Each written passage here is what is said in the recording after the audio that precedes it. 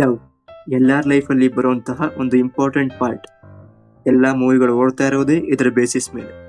ಎಷ್ಟೋ ಜನರ ಪ್ರಕಾರ ಲವ್ ಶುರು ಆಗೋದು ಇಲ್ಲಿ, ಆದರೆ ಸೈನ್ಸ್ ಪ್ರಕಾರ ಇಲ್ಲಿ. ಸೊ ನಾ ನಿನಗೆ ನೀ ನನಗೆ ಜೇನಾಗುವ, ರಸದೇವ ಗಂಗೆಯಲ್ಲಿ ಮೀನಾಗುವ, ಇದನ್ನೆಲ್ಲ ಸೈಡ್ಗಿಟ್ಟು ಆಕ್ಚುಯಲ್ ಲವ್ ಏನಕ್ಕೆ ಶುರು ಆಗುತ್ತೆ ಅಂತ ಸೈಂಟಿಫಿಕ್ ಆಗಿ ಒಂದು ಸ್ಟೋರಿ ಮೂಲಕ ತಿಳ್ಕೊಳ್ಳೋಣ. We make it simple and keep it simple. Karthik ಒಬ್ಬ ಯಂಗ್ IT ಎಂಪ್ಲಾಯಿ. ಒಳ್ಳೆ ಮನೆತನ, ಒಳ್ಳೆ ಸಂಬಳ, ನೋಡೋಕ್ಕೂ ಚೆನ್ನಾಗಿದ್ದಾನೆ.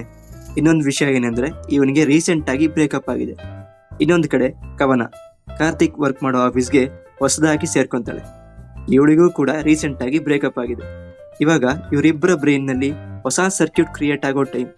ಮೀನ್ಸ್ ಅವರು ಹೊಸ ಪಾರ್ಟ್ನರ್ನ ಹುಡುಕ್ತಾ ಇರ್ತಾರೆ. ಅಕಸ್ಮಾತ್ ಆಗಿ ಇಬ್ರು ಆಫೀಸಲ್ಲಿ ಮೀಟ್ ಆದಾಗ ಇಬ್ರು ಬ್ರೈನ್ನಲ್ಲೂ ಸೀರೀಸ್ ಆಫ್ ಕೆಮಿಕಲ್ ರಿಲೀಸ್ ಆಗುತ್ತೆ. ಅದರಲ್ಲಿ ಇಂಪಾರ್ಟೆಂಟ್ ಆಗಿರೋದೇ ಈ ಡೋಪಮೀನ್. ನಾವು ಹುಡುಕ್ತಾ ಇರೋ ಒಂದು ಗುಣ ಅನ್ಎಕ್ಸ್ಪೆಕ್ಟೆಡ್ ಆಗಿ ಸಿಕ್ಕಾಗ ಈ ಡೋಪಮೀನ್ ನಮ್ಮ ಉತ್ಸಾಹಕ್ಕೆ ಕಾರಣವಾಗುತ್ತೆ. ಸೊ ಈ ಡೋಪಮೀನ್ನ ಕಾರಣದಿಂದ ಒಬ್ಬರಿಗೊಬ್ರು ಅಟ್ರಾಕ್ಟಿವ್ ಆಗಿ ಕಂಡ್ರು. ಒಬ್ರಿಗೊಬ್ರು ಏನಕ್ಕೆ ಇಷ್ಟ ಆದ್ರು ಅಂತ ಹೇಳಿದ್ರೆ ಅವರ ಎಕ್ಸ್ಪೆಕ್ಟೇಷನ್. ಒಬ್ಬ ಪಾರ್ಟ್ನರ್ ಹೀಗೆ ಇರಬೇಕು ಅಂತ ಮುಂಚೆನೇ ಯೋಚನೆ ಮಾಡಿರ್ತಾರೆ. ಸೊ ಅದಕ್ಕೋಸ್ಕರ ಒಬ್ಬರಿಗೊಬ್ರು ಇಷ್ಟ ಆಗ್ತಾರೆ. ಎಕ್ಸಾಂಪಲ್, ಕೆಲವು ಹುಡುಗಿರಿಗೆ ತನ್ನ ಪಾರ್ಟ್ನರ್ ಅಪ್ಪನ ಥರ ಇರಬೇಕು ಅಂತ ಅನ್ಕೊಂತಾರೆ. ಇನ್ನು ಕೆಲವು ಹುಡುಗರು ತನ್ನ ಪಾರ್ಟ್ನರ್ ಅಮ್ಮನ ಥರ ಇರಬೇಕು ಅಂತ ಅನ್ಕೊಂತಾರೆ.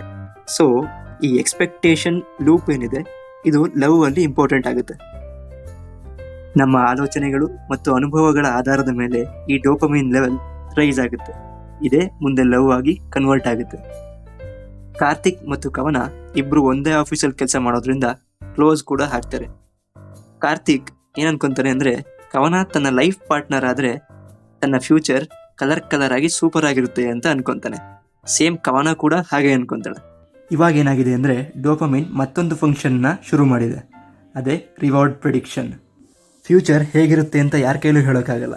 ಆದರೆ ಈ ಡೋಪಮೈನ್ ಕೆಮಿಕಲ್ ಏನು ಮಾಡುತ್ತೆ ಅಂದರೆ ಫ್ಯೂಚರ್ನ ಕಲರ್ ಆಗಿ ಡಿಸೈನ್ ಆಗಿ ಫ್ಯಾಂಟಸೈಸ್ ಮಾಡಿ ಇಮ್ಯಾಜಿನೇಷನ್ ರೂಪದಲ್ಲಿ ನಮಗೆ ತೋರಿಸುತ್ತೆ.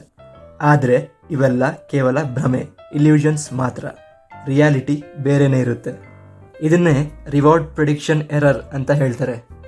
ಇವಾಗ ಕಾರ್ತಿಕ್ ಮತ್ತು ಕವನ ಬ್ರೈನಲ್ಲೂ ಕೂಡ ಇದೇ ರೀತಿ ಡೋಪಮೈನ್ ಕೆಲಸ ಮಾಡ್ತಾ ಇದೆ.